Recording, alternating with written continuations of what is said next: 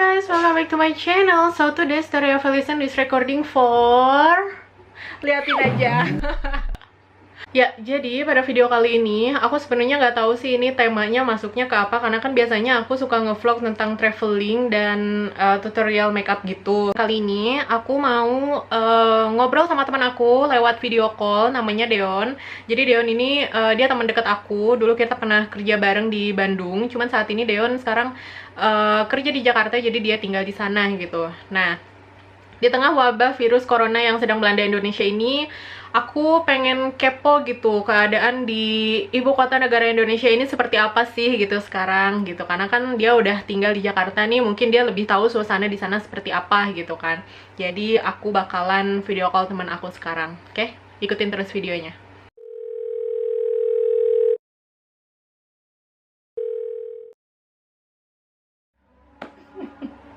Halo Dea, assalamualaikum. Apa kabar nih? Gak ada gejala-gejala demam atau sesak nafas gitu kan? Iya sih, oke.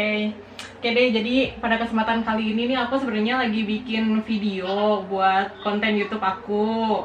Jadi aku mau sedikit tanya-tanya soal wabah yang lagi melanda nih saat ini, mengenai COVID-19, tahu kan? Jadi nggak apa-apa ya kalau selama ini aku bahas tentang virus corona ini ya. Oke, jadi kan kamu nih sekarang udah lumayan lama ya tinggal di Jakarta, jauh sebelum virus corona ini masuk ke Indonesia. Bisa jelasin nggak perbedaan saat kamu ke Jakarta setelah virus corona ini masuk ke Indonesia, seperti apa kondisi di Jakarta sekarang? Jadi pertama aku masuk ke sini tuh emang kotanya tempat ibu kota banget lah ya, ramai banget, emang kota yang nggak pernah diikuti banget. Dan itu tuh beda banget sama sekarang. Sekarang benar-benar kendaraan tuh nggak macet-macet. Semua restoran-restoran dan jalan kafe-kafe tutup, pokoknya semua kayak pertama. Oh gitu, jadi kayak sebagian jalan tuh emang udah sepi banget gitu ya, yang biasanya macet gitu Jakarta sekarang udah sepi. Terus aku mau tahu dong, gimana sih cara orang-orang di sana itu menghadapi situasi seperti ini? Apakah ada yang sampai panik buying gitu, atau mungkin ada yang tenang aja tapi tetap waspada, atau mungkin malah ada yang masih suka kumpul-kumpul gitu, kayak social distancingnya tuh nggak dijalanin gitu di sana tuh? Nah, kalau di Jakarta sendiri, masyarakatnya sih, karena di Jakarta kan emang pusatnya coronavirus, 50% itu di Jakarta.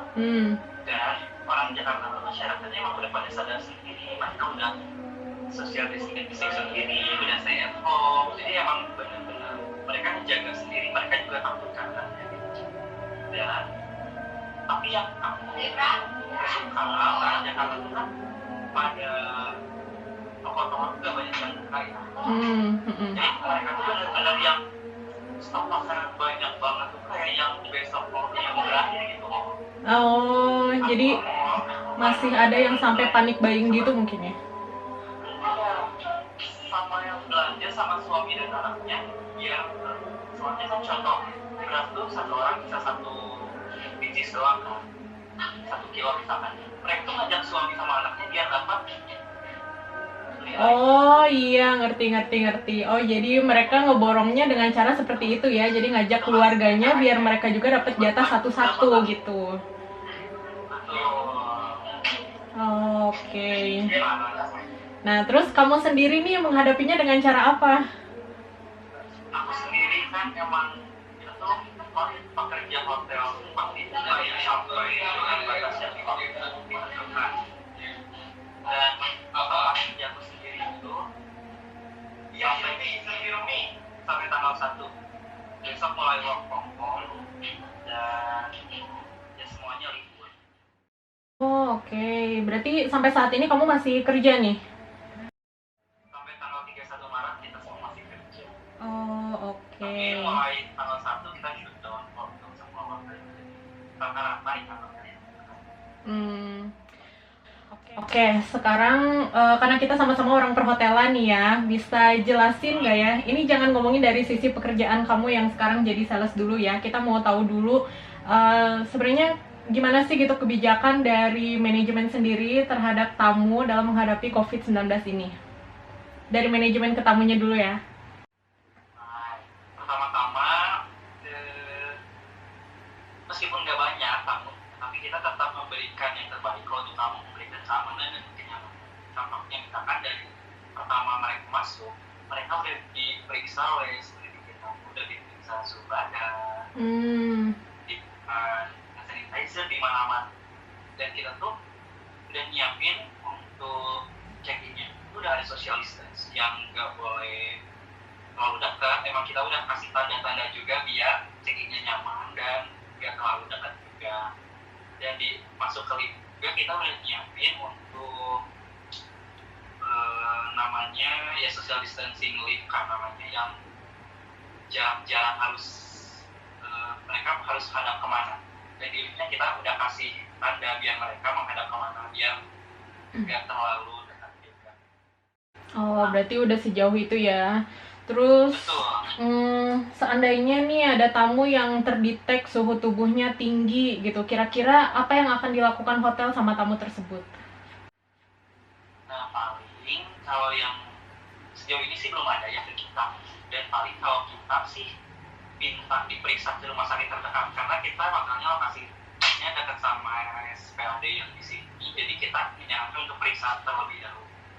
Karena emang itu yang disarankan pemerintah kan, kalau ada yang suhunya di atas 37 derajat harus disarankan periksa. Oh gitu, berarti mengikuti sesuai peraturan dari pemerintah ya.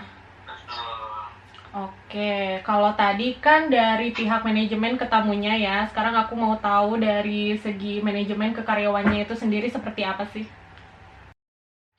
Untuk ke karyawannya ya lebih dijadwal aja sih, biar terlalu masuk semua staffnya, jadi emang dijadwal aja sekarang tuh. Jadi siapa yang masuk gak terlalu banyak. Oke, di sini kan kamu bekerja sebagai sales and marketing ya, yang sebagaimana kita tahu kalau pekerjaan sehari-hari sales itu lebih banyak di luar hotel atau yang biasa kita sebut dengan sales call atau sales visit nih, yang dimana sales itu mendatangi beberapa company ya kan.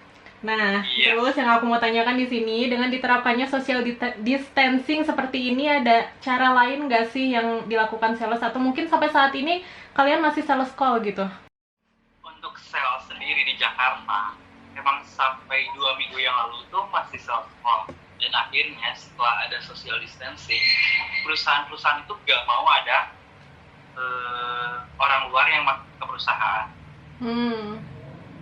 Setelah ada virus ini juga, memang kita dicek suhu badan, mau masuk ke perusahaan apapun itu pasti dicek suhu badan, karena kita kerjanya keluar dan ketemu orang. Takutnya kita yang bawa ke perusahaan.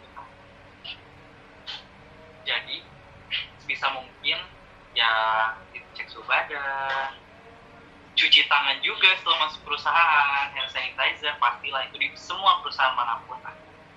Nah, setelah perusahaan ini di lockdown nih gitu, kata kamu kan tadi nggak mau nerima sales nih untuk visit ke sana. Terus cara lain yang dilakukan sama sales sendiri itu gimana sih? Nah, untuk sales sendiri kan kita bisa lewat telemarketing. Jadi kita telepon aja tamunya, maintain aja gimana gitu. Karena emang untuk event-event sendiri sekarang emang udah gak boleh ada perkumpulan apapun kan dari pemerintahnya sendiri. Oke. Nah, sebagai sales kan biasanya ada pencapaian target penjualan yang harus dicapai nih setiap bulannya kan. Nah, terus di tengah COVID-19 ini kita semua tahu kalau industri pariwisata ini sangat menurun drastis ya, atau mungkin nggak cuma di Indonesia aja.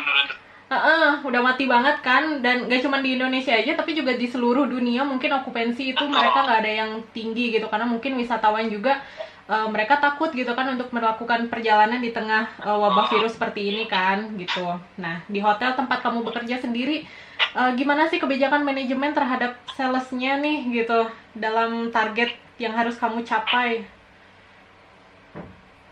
Jadi manajemen untuk para sales-nya sih mereka pada ngerti juga, karena ini kan namanya wabah ya, musibah. Jadi emang untuk sales sendiri, untuk budgetnya sendiri kita sama di-off-kan juga. Semenjak kantor-kantor jadi work from home, kita juga jadi diperhatikan dulu untuk budget.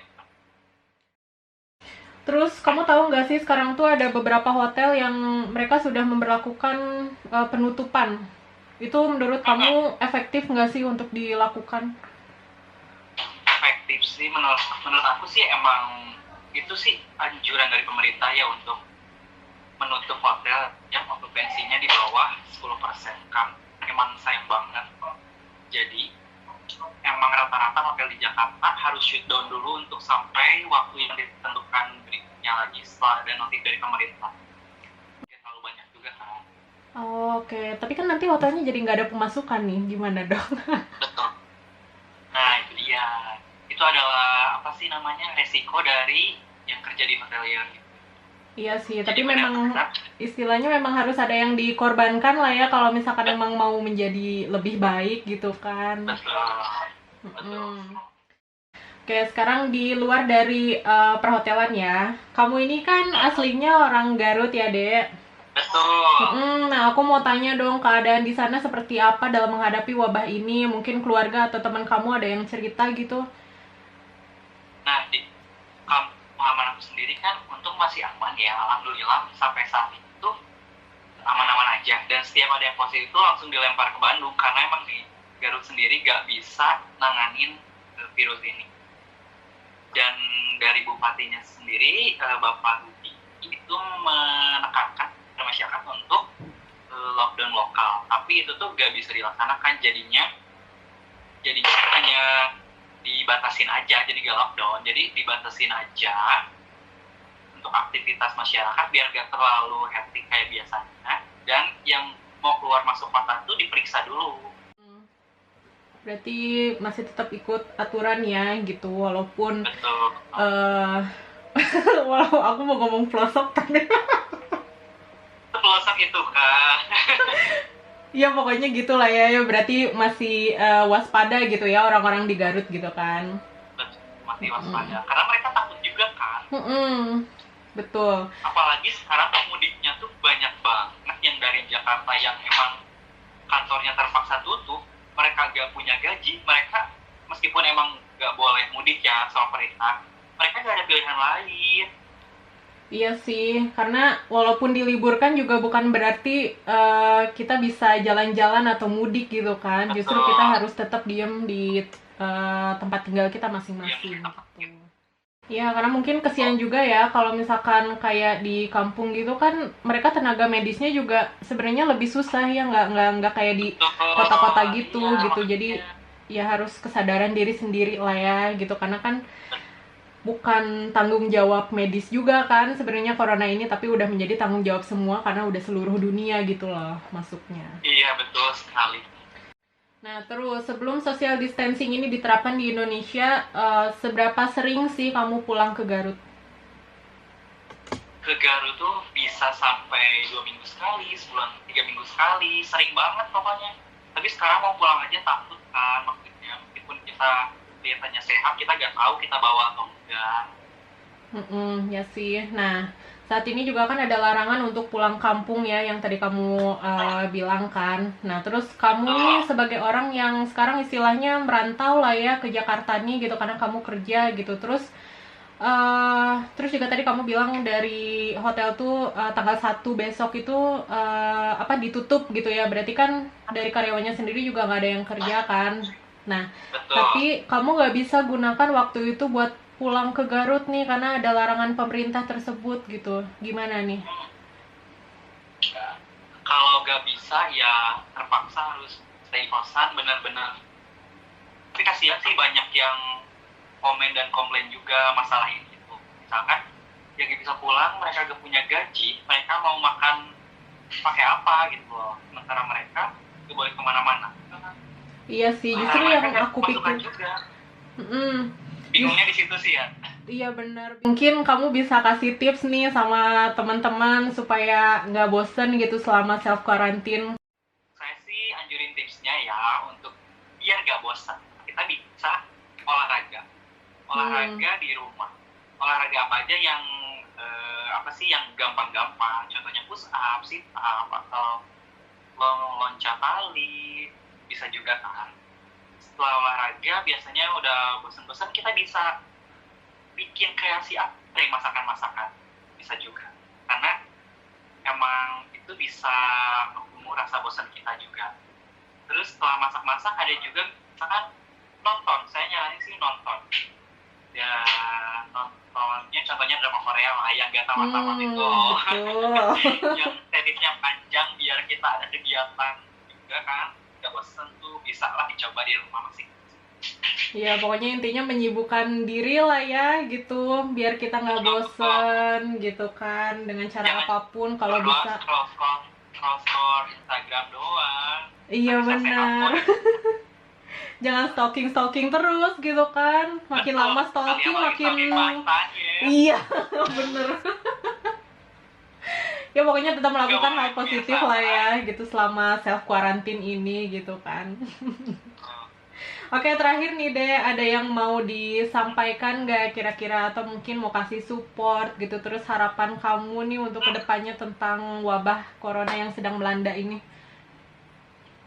Baiklah, pokoknya kita dukung pemerintah aja, apapun yang mereka instruksikan kita ikutin untuk stay at home, jangan kemana-mana, jangan mengadakan kerumunan dan keramaian-keramaian, pokoknya tetap jaga kesehatan, jaga pola makan, tetap olahraga. Semoga wabah ini segera berlalu dan kehidupan kembali pulih dan normal kembali. Amin, semoga ya. Itu juga sebenarnya harapan kita semua ya, yang di seluruh Indonesia. Amin. Supaya kita bisa terbebas nih gitu, kita harus lawan bareng-bareng gitu kan. Siap, so. Oke deh kalau gitu. Oke deh kalau gitu, makasih ya semua info yang udah disampaikan gitu. Ini beneran kayak bermanfaat banget gitu kan. Terus makasih juga udah nyempetin buat video call, buat bikin video ini, bikin konten yang bermanfaat. Pokoknya sehat terus juga buat Deon, jaga kesehatan, waspada setiap waktu, tetap semangat juga nih walaupun sekarang hari terakhir kerja ya. Pokoknya jangan lupa untuk cuci tangan setiap waktu lah ya. Oke kalau gitu deh, makasih ya. Dadah, assalamualaikum.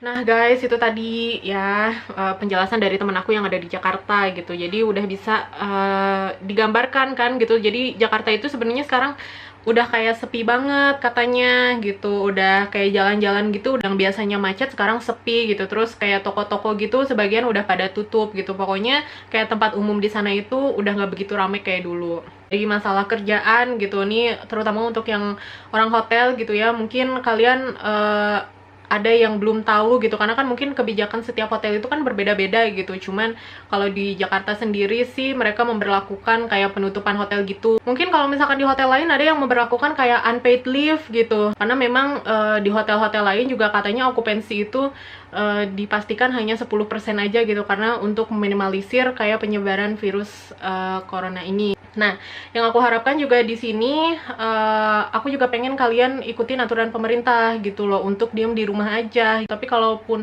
kalian harus melakukan aktivitas di luar rumah, dipastikan kalian harus tetap waspada. Terus juga jangan sampai panik buying gitu, karena kalau misalkan kita panik buying gitu, berarti kan semua bahan-bahan yang ada di pasar atau di supermarket itu kan kita borong nih semua. Nah kesian gitu loh, kayak misalkan nggak semampu kita gitu, mereka pengen beli stok makanan gitu. Karena barang-barangnya habis, harganya tuh kadang kan suka dimahalin gitu kan. Nah kesian gitu untuk orang yang nggak semampu kita, mereka nggak bisa beli itu. Ada baiknya juga sebenarnya kita juga harus membantu sih gitu, menyumbangkan sedikitnya lah. Aku berharap sih semoga cepat berakhir lah ya. Jadi untuk kalian ya stay safe, stay strong, be nice, be smart gitu ya. Pokoknya kita bisa lawan ini bareng-bareng. Oke guys, makasih buat yang udah ngikutin video aku dari awal sampai akhir. Kalau misalkan kalian suka sama videonya, jangan lupa di like. Terus juga channelnya di subscribe. Kritik atau saran kalian bisa tinggalkan di komen. Dan jangan lupa juga share video ini ke teman-teman kalian biar bermanfaat. Oke guys, thank you for watching. See you next vlog.